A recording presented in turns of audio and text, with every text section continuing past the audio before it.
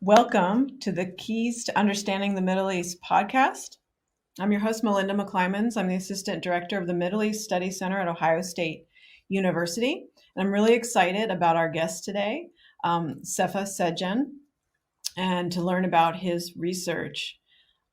He's going to be sharing with us about different perspectives on security, and especially when you're thinking about forced migration, and of course, focusing on our region of the Middle East. So Dr. Secen is a postdoctoral fellow at the Mershon Center for International Security Studies, and he's a research fellow on the Islamic Family Law Index project. He received his PhD in political science from the Maxwell School of Citizenship and Public Affairs at Syracuse University, and his general research interests include forced migration, human and minority rights, international security, the Middle East, and qualitative and multi-method research. In particular, he studies the politics of forced migration with a focus on the social construction of threat and security perceptions.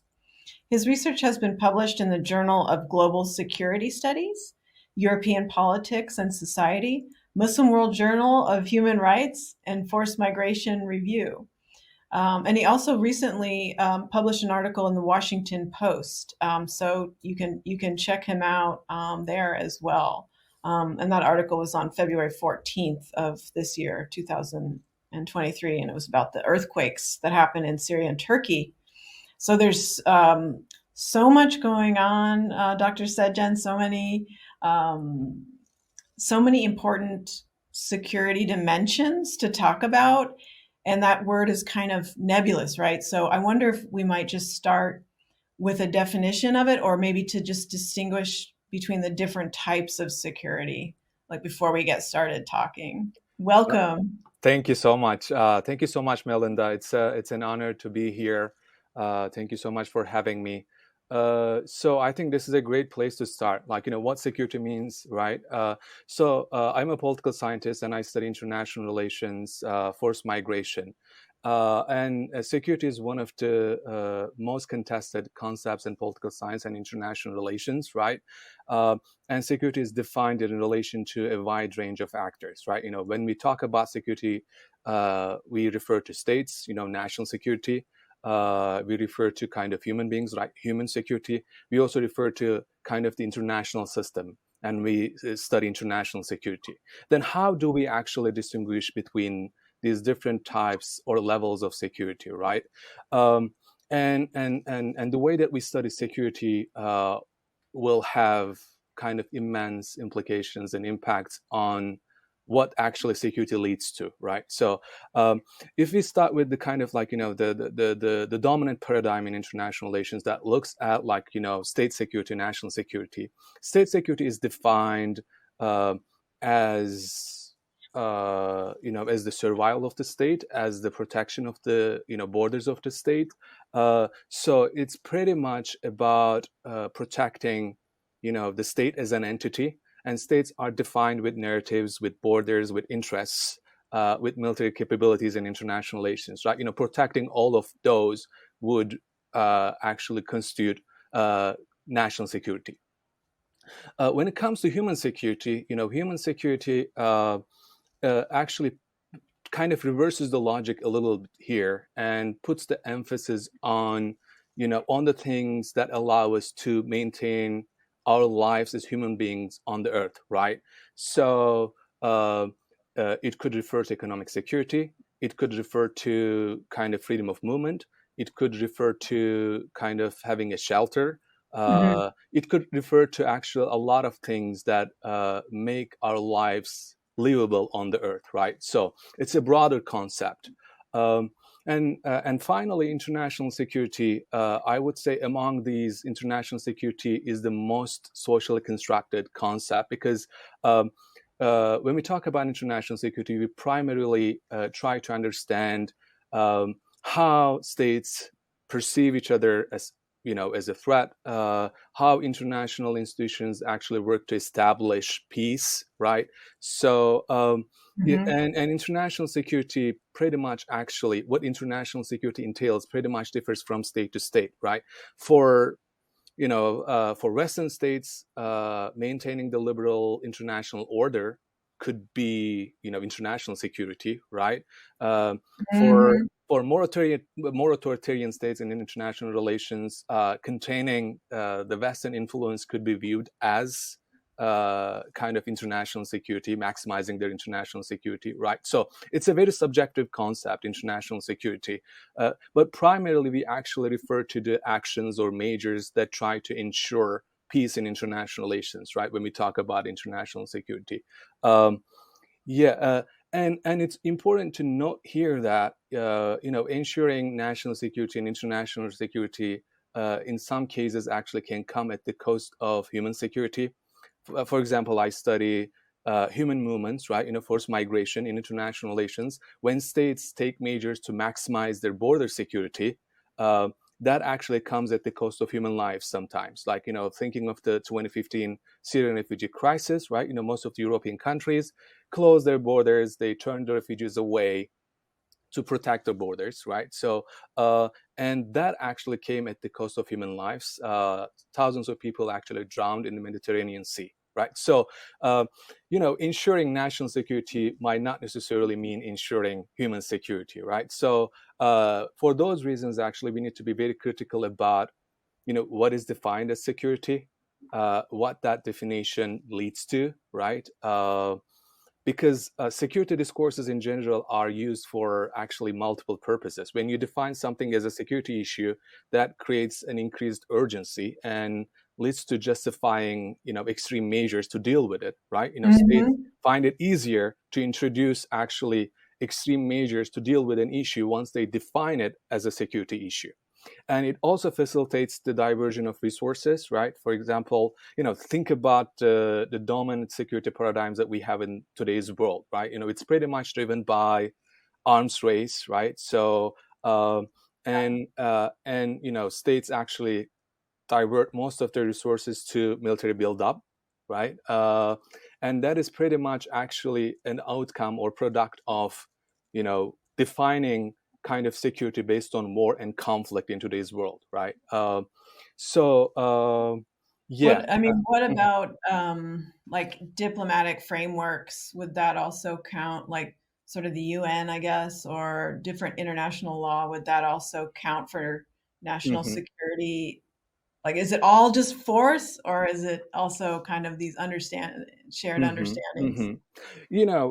When we look at the political context from which these international organizations emerged, the United Nations was established right after World War II, and the primary kind of purpose of the United Nations and its Security Council was actually, to prevent another world war, right?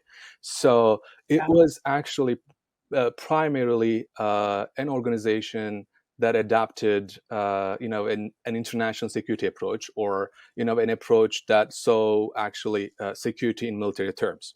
But that said, actually, UN security approach also has changed over the years.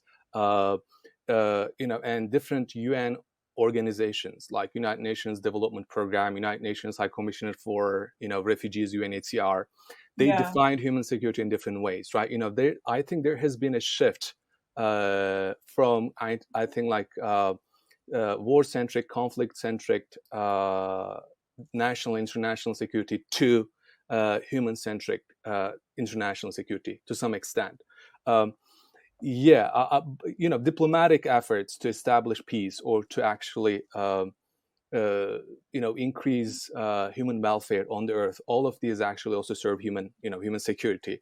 But I would Yeah. say in Good general, yeah, point. but in general, those efforts compared to, dominant paradigms that we have, national security, uh, Hmm. I think they have been quite limited. Like, if you kind of like were to assess the international relations in terms of like, to what extent national security paradigms derive kind of state actions as opposed to humanitarian, you know, uh, humanitarian concerns. 90% of the time, national security concerns actually trump humanitarian concerns, and humanitarian concerns actually. Hmm.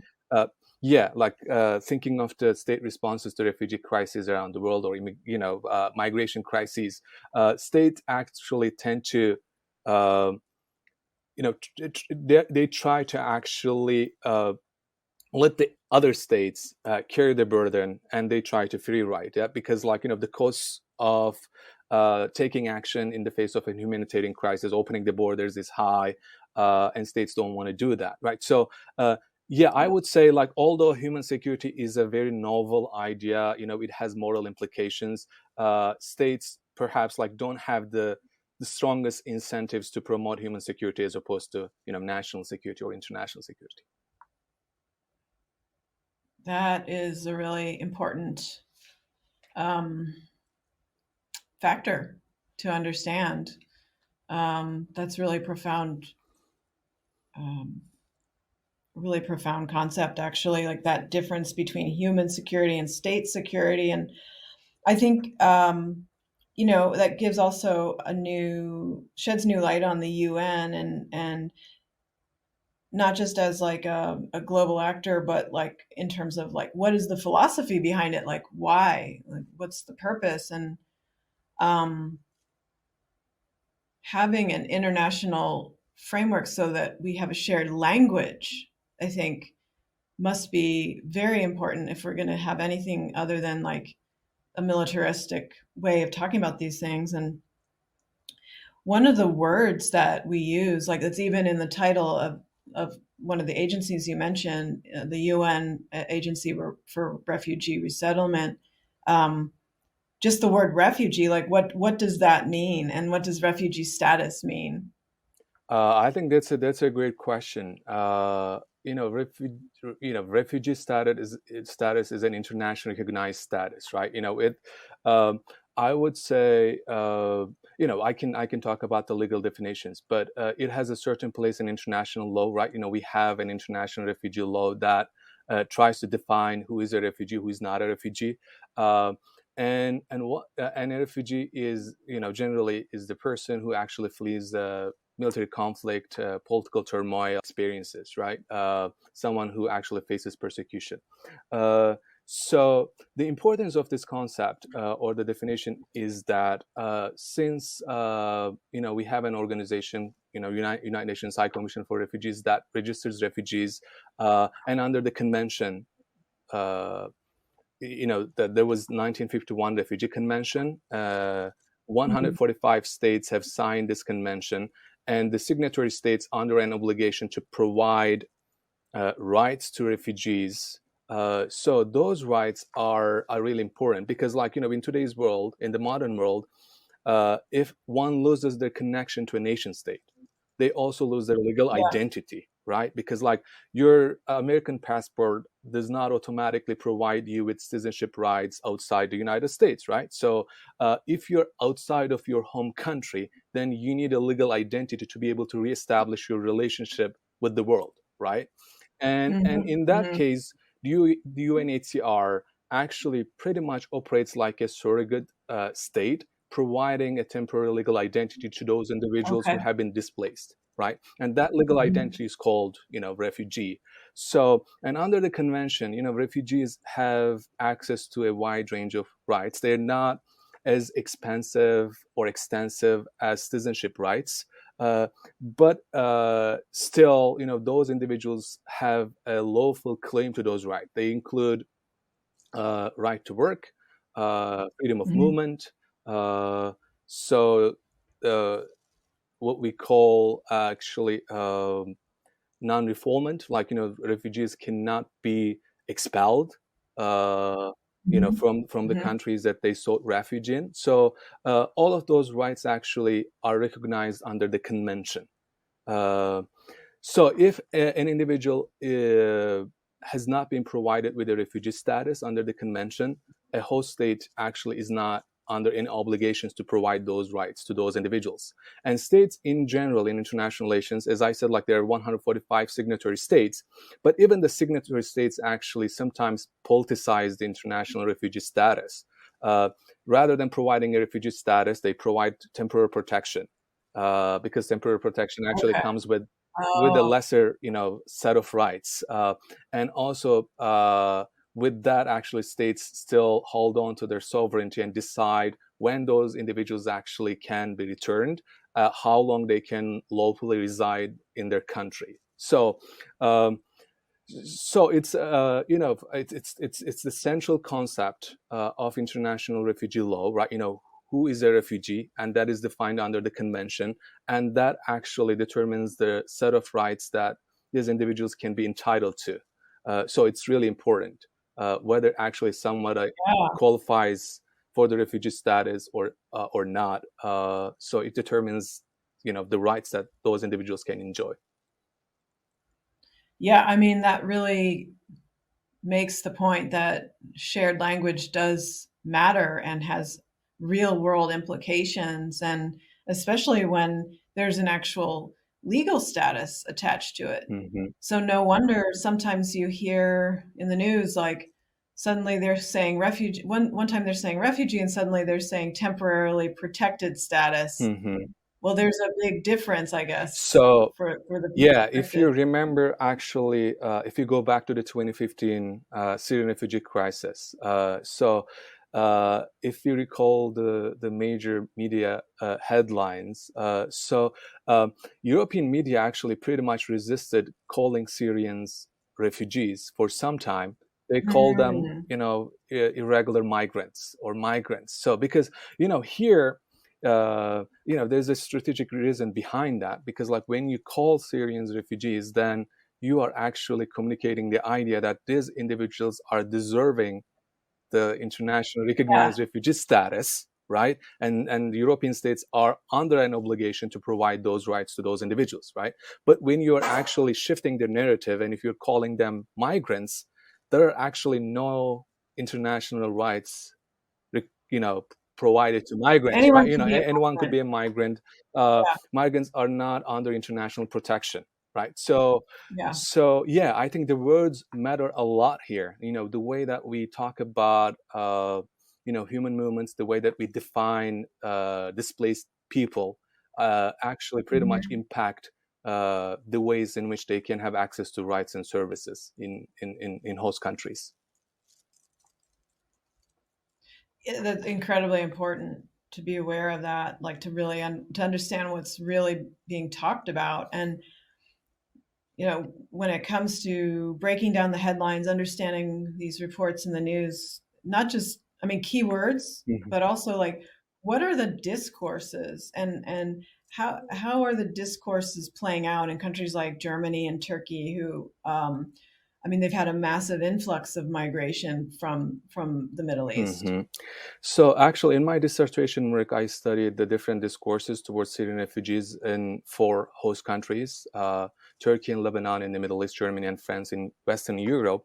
So, political discourses on refugees definitely impact a lot of things. Like, first of all, these discourses will impact the attitudes of the host societies towards refugees, right? Uh, Yeah.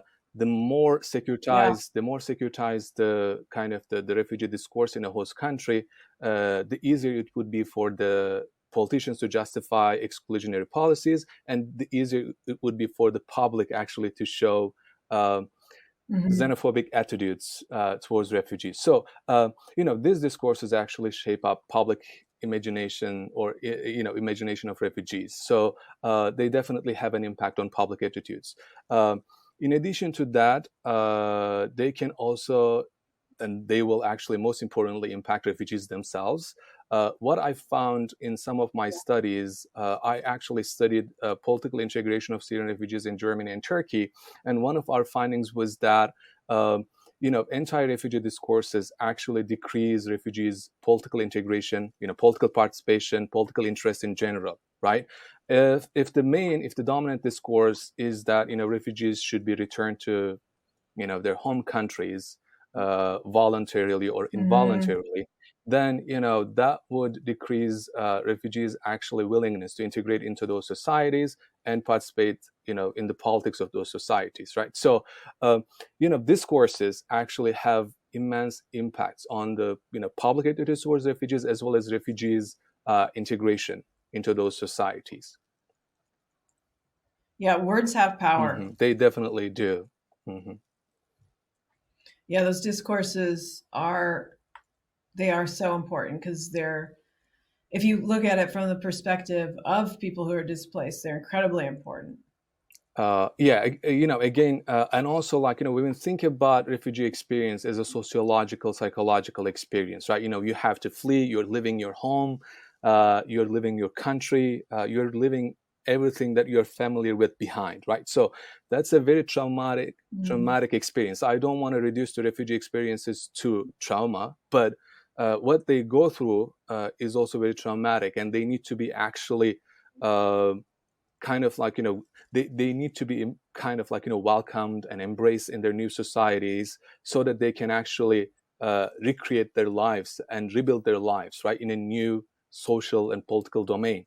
But when they are exposed to kind of like xenophobic and racist rhetorics, actually that interrupts that process, right? You're actually interrupting their integration.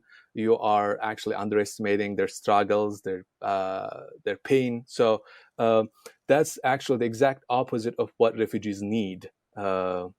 Yeah. Mhm. Yeah, and it's important to remember that it does affect people so immensely in practical ways. Like I can imagine,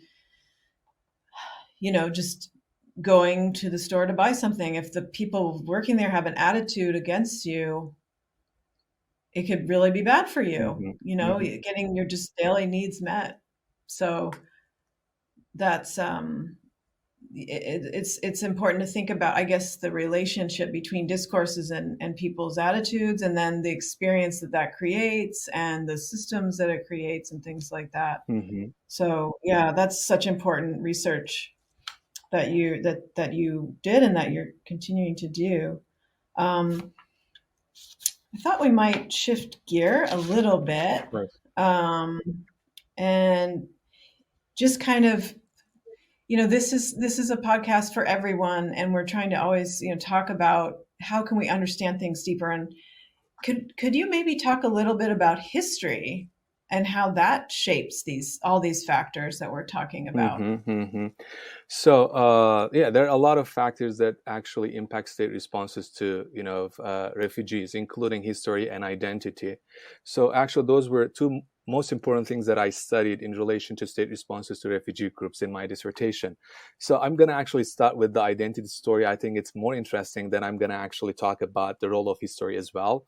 Uh, just providing a recent example, just compare the state responses to Ukrainian refugees with state responses to Syrian refugees, right? So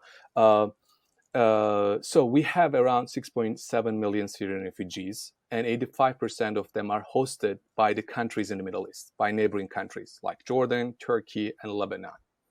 Uh, Yeah. and only, like, somewhere between 10 and 15% of them, a little bit more than a million, so are hosted by European countries, primarily Germany, right?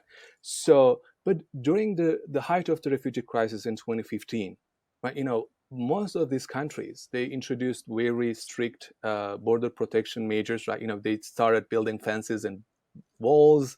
Uh, there was a discussion around, like, quota system. European Commission proposed a quota system to actually distribute Syrian refugees uh, equally among European countries, which failed Okay. miserably, right? So, Mm. like, the European countries actually, they did their utmost actually to make sure that they don't admit refugees, right? So, but in 2022, when the Russian invasion of Ukraine started in February, right? So um, Mhm. Ukrainian refugees, rightfully, they also sought refuge in European countries. There was a huge wave of migration, and we have like around 8.1 million Ukrainian refugees living in various European countries.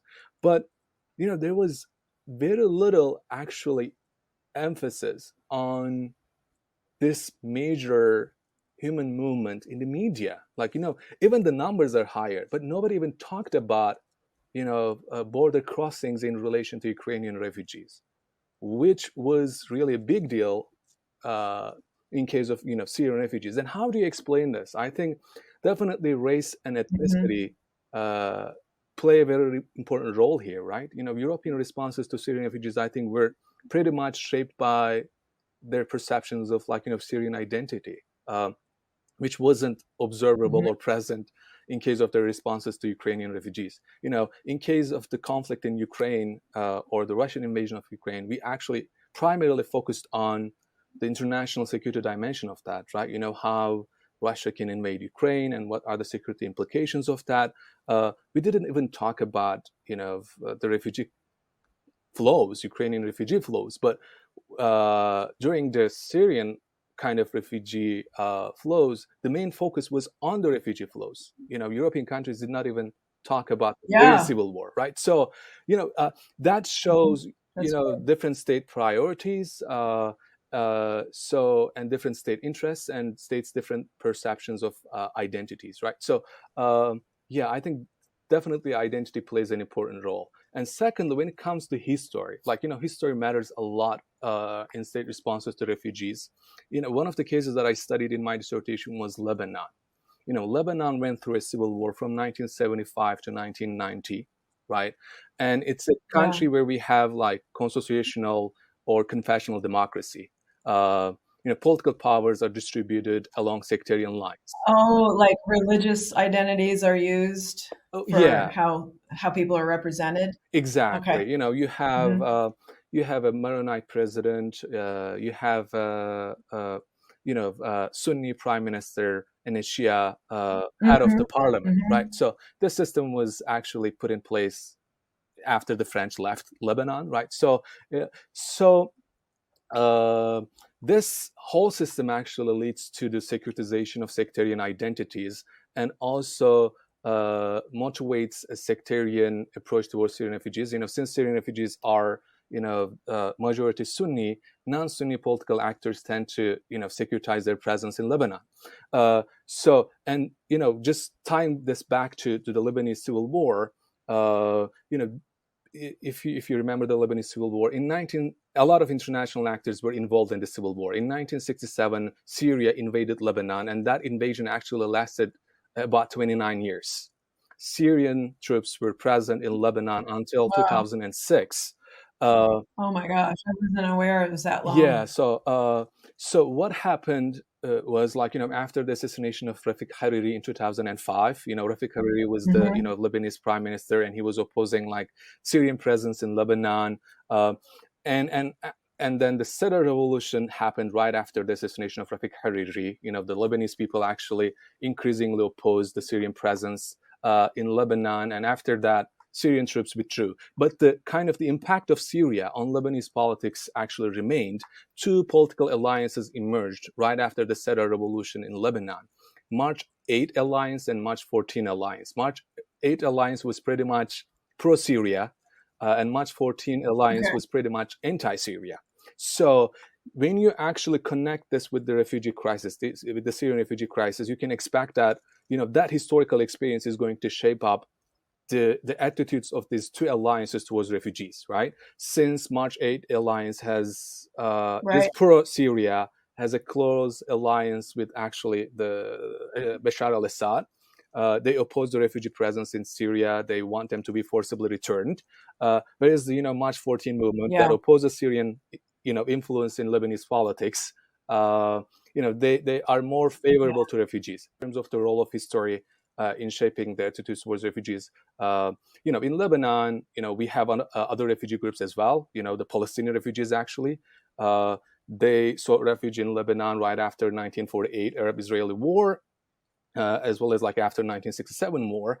But during the Civil War between 1975 and 1990, refugee camps also kind of were used to recruit members for Palestinian paramilitary groups, right? So, PLO, Al Fatah, and other Palestinian military factions.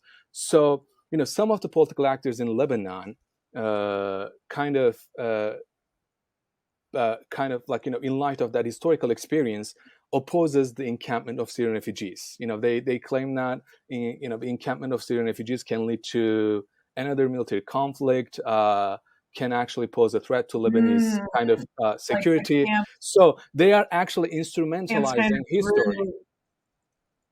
Yeah, they're Yeah. instrumentalizing history and using history actually to You're saying, justify. okay, this is what happened before, and now it could happen again where these Hmm. camps, because refugee camps, I mean, they're all over the place in that area, Palestinian, and then, Hmm. and in different countries, in Syria as well.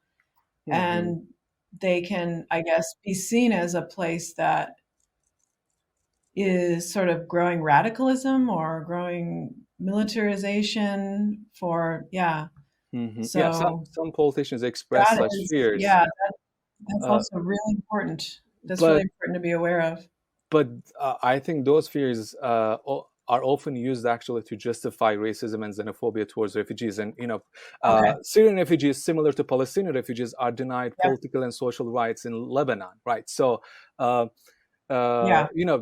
this way of using kind of historical legacy does not really help us to improve humanitarian attitudes and policies towards refugee groups, right? Palestinian refugees in Right. Lebanon, they're already facing actually racism and xenophobic policies, and now the same types of policies are being pursued towards Syrian refugees by reference to that historical experience, right? So, yeah, yeah, like in those ways, history can definitely I have a story about that from Mhm. Columbus, Sure, actually. sure. Um, I was doing some outreach to a local school that's Muslim majority. The students are mainly Muslim, and it really impacted, like, this stereotype of the Muslim terrorist that got really strong after 9/11 in the United States, and like our discourses have been, um, we have discourses here in the US too, that this is reminding me of, like, since, and I don't have it fresh, but I can maybe share it in the show notes. Like, there was a survey done about fairly recently, I mean 5 to 10 years ago, looking at the impacts of 9/11's discourses on how Americans view um, different groups in the US. And in general in the US, it's not socially acceptable to be racist. I mean, it's not, Americans don't want to see themselves that way. Um, we like to see ourselves as a melting pot, except for Muslim identity. Like, it found in the survey that there was less of a feeling of discomfort with talking about things like terrorists, or Mhm, like these mhm, stereotypes mhm, about Muslims seemed like more socially acceptable, maybe because of security concerns people have, like in the name of security. mhm, mhm, Um, so you're right. Like, these maybe real things that have happened in history, like 9/11, or like, other conflicts in the world, they are real and you can't deny them. But the politicization of people from that can really impact those people. So it's like, take care not to, like what you're saying, like weaponize mhm, certain histories or certain events, because it has real world implications for the people that, mhm, um, seem to have been involved. Because a lot of times it's just stereotypes too. It's not even the actual, mhm, people are affected who aren't even Muslim. Like Sikhs were really affected in the U.S. and they're not even Muslim, but because they wear a turban, you mhm, know, um, they were targeted, and some of them were killed very mhm. sadly. God rest their souls. Yeah, even in the Um, UK. Yeah, so that's very insightful. Yeah, so like definitely we have seen the securitization of Muslim identity in the US after 9/11, right? So mhm. uh, and if we actually tie this back to the Syrian refugees in 2015, for example, there was bombing in Paris, right? You might remember that, right? Uh, After the bombings in Paris, the Yes, attitudes towards Syrian yes. refugees actually have changed completely. There was definitely a trend of building sympathies with Syrian refugees. Like public opinion in many European countries was about to change. Uh, Actually, it was really favorable to hosting refugees. But after the bombings in Paris, that public opinion actually changed completely, right? Because all the perpetrators of the Paris bombings, like they were not Syrian refugees, they were the ISIS members, whatever. But the European publics, they didn't really Well, have a nuanced understanding of the identities, and they actually just closely associated the Paris bombings with refugees, which actually led to decreased support towards hosting refugees in Europe, right? And many countries after that, like including France, their policies towards Syrian refugees changed completely. Security concerns uh, really were prioritized right after that event. So yeah, you're right.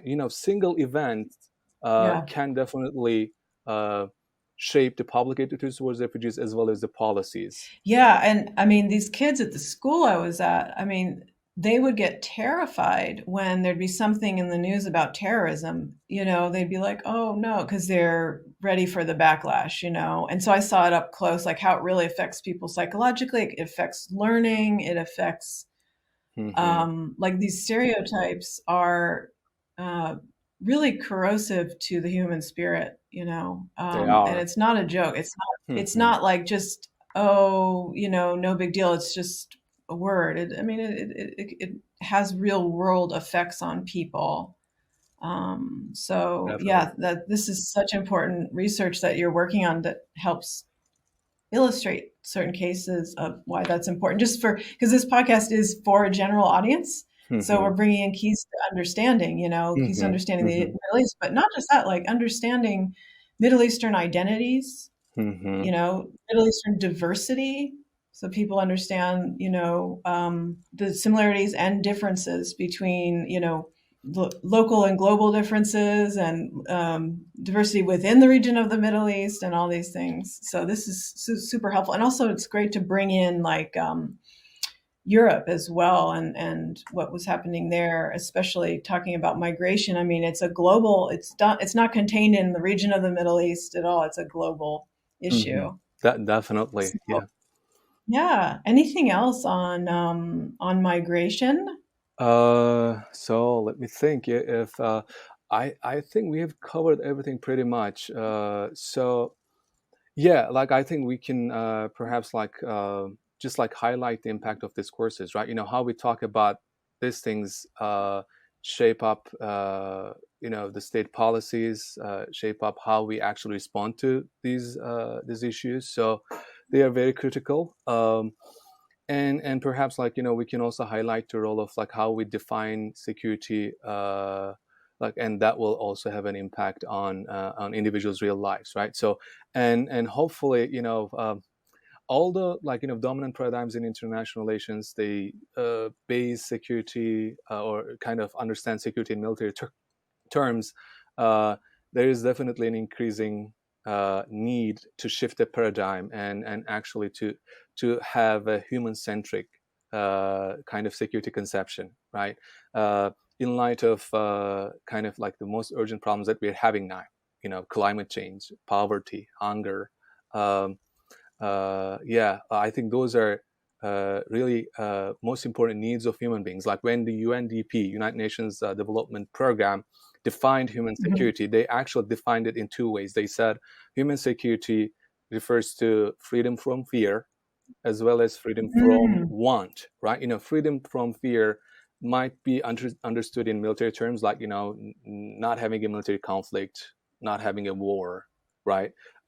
But freedom from want is about our yeah, needs, right? Our physical needs, psychosocial needs, uh, and the international system needs to be kind of like reconfigured in a way that it will allow human beings actually to meet those needs, most essential needs, right? So yeah, I think definitely we are missing on that. Uh, I love that. I mean, freedom from fear, freedom from want, and we can all relate to that. Um, and again, it makes me think of those kids like getting scared of what they're going to encounter after a news report of, that makes hmm. sort of focuses, not even just makes the stereotypes stronger of like a certain stereotype, but focuses on dehumanizing aspects Mhm. of people from their parts of the world, maybe, or who, uh, let's say, people in their neighborhood, how they're perceived gets impacted, because of these news reports and what they're associated with. Mhm. So yeah, like they shouldn't have to have that fear either. Like, we need to have better education, about, um, what constitutes a migrant or a refugee and all these things. And yeah, okay, I mean, look at security in terms of borders and other things and human, because I don't think we'll ever kind of convince people, not to be concerned about national security. That's just not realistic. But we can do Mhm. that and humanize people. So, and so my mind keeps going to education, maybe because I'm getting prepared for, we're doing, an institute. Actually, we're going to talk about migration in this seminar, kind of workshop for middle and high school teachers this summer, with my colleagues at the other area study centers. And, so I'm going to share this podcast as a resource for that. And also, we only have a few more minutes. So I Mhm. wanted to make sure to ask you, like, what are you working on now? Uh, Like, is mhm. there anything you'd like to share personally? Like, what's keeping you busy these days? What would you like to share with our audience? Maybe, how they can check you out, check your website Sure. out, your work, anything like that. Sure. I am actually currently working on several projects, and the first project that I'm working on actually looks at the impact of refugee discourses on their political integration in Germany and Turkey. So we did surveys with Syrian refugees in Germany and Turkey. We did surveys with around like 4,000 Syrian refugees.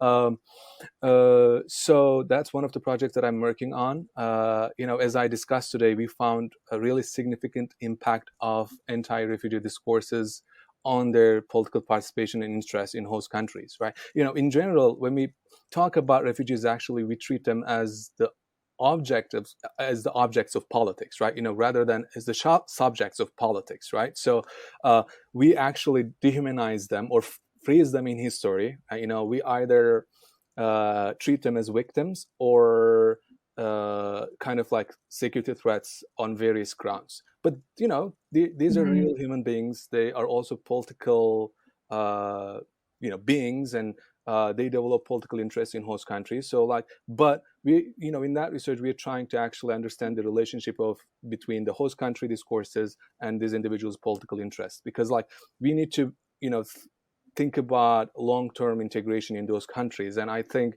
uh, political integration is a huge part of overall integration, right? Um, Okay. and the second project that I'm working on actually looks at the nationalist party's attitudes towards Syrian refugees in Turkey. So I'm originally from Turkey, and that project actually primarily looks at the Turkish case. If you're following the news, in recent years, Turkey actually transitioned from a parliamentary democracy to a presidential one. We now have pre-electoral Wow. alliances in Turkish politics, and given kind of the magnitude of refugee issues, right? Turkey hosts around like 3.6 million refugees today. Electoral significance of refugee issues has increased tremendously in recent years. And then we are seeing, some of the nationalist parties trying to actually capitalize on that. Uh, like recently, a new far right political party was founded in Turkey. That's very unique in Turkish politics, because this far right party is a far right party in a European sense. We had Oh, wow. Turkish type of far right parties, but this far right party's only agenda is forcibly returning Syrian refugees to Syria, right? So the presence of Oh, Syrian okay. refugees is actually impacting the political party discourses, their strategic interests, and their alliances as well. So I'm looking at that. Wow. And Do they have a presidential candidate running, or? yeah, so that's a great question. So we I'm just have curious, we sorry. have no, we have actually two dominant pre-electoral alliances in Turkey today, the People's Alliance, which is led by the ruling party, and the Nations Alliance, which is led by the main opposition party, CHP, the secular party. We also have a minor alliance, which is called the Ancestral Alliance, and this is led actually by the far right political party. So it's a minor alliance, Oh, okay. but this far right political party actually did not align or did not join any of the dominant alliances. So they have a presidential candidate. They have their own Oh, wow. presidential candidate. Yeah. So so that's that project. Interesting. Yeah. And other than that, there's one more project that I'm working on, which looks at ontological security in relation to refugees. Right. One of the claims that I'm making there is like, how the international system, the way that the international system is structured, or the way that international organizations function, or categories of protection are produced, how these actually impact refugees' existential security, right? Because these individuals, if you look at their experiences, these individuals are the ones that can feel the impact of the international system to the greatest extent, because once they leave their home countries, they are without a legal identity. Mm. Then they are actually left with the international system, right? The UNHCR, NGOs, Yeah, and then the host right. state. Yeah, so like they are the ones who can actually tell us whether this international system creates some room for humanitarianism, or to what extent actually you can maintain your existence by biographical continuity uh, in the absence of identification with a state, right? So I want to actually Yeah, study that. Like, I think that's a big part of it. International system that's really is important. is built around Yes. nation states, and then without nation states, to what extent we can protect our rights, we can actually maintain our legal identity or social identity in different contexts. So those are the projects that I'm working on at the moment. And these are like mixed method research projects. I do survey experiments, surveys, as well as like in-depth interviews with refugees themselves, NGO staff, um, and host community members. So that I can get actually multi perspectives on issues. Yeah. That's really, yeah, that's so fantastic. You're out there doing that. And I'll definitely be checking out more of your work. And we'll be putting links to your whichever website you want people to check out. If you got a CV online or whatever it is that you want people to check out. And yeah, I think we're really, it's been great getting to know you at Ohio State. So glad you're here. Mm-hmm. And I think it's a good time to wrap it up. It's been just about an hour now. So unless there's anything else, any other resources you might want to share with the audience, maybe talk to the students in our audience a little bit if there's something you'd want them to get interested in. First of all, thank you so much for hosting me. This has been a great experience. I'm very happy to talk about my research and introduce myself to the Ohio State, community. Uh, so, I can share my website or, most updated CV with you if those would be kind of interest to you. So in terms of sharing the resources with the students, like if, I'm happy to be a resource for them if they want to talk about forced migration, international security. I'm happy to discuss these issues with them. So other than that, if they have specific research projects, I would be happy to kind of provide more specific feedback on these issues. But Mhm. so I think those would be the things that I would Great. say in terms of resources to direct them to. So thank you. Thank you again. And you're going to be here at Ohio State. Are you going to continue on after this academic year, or My how should they contact you? my postdoc position is for 2 years. I'm actually just about to complete my first year, so I'm going to be here for another year. I would be happy to share with Oh, you my awesome. contact Awesome. information.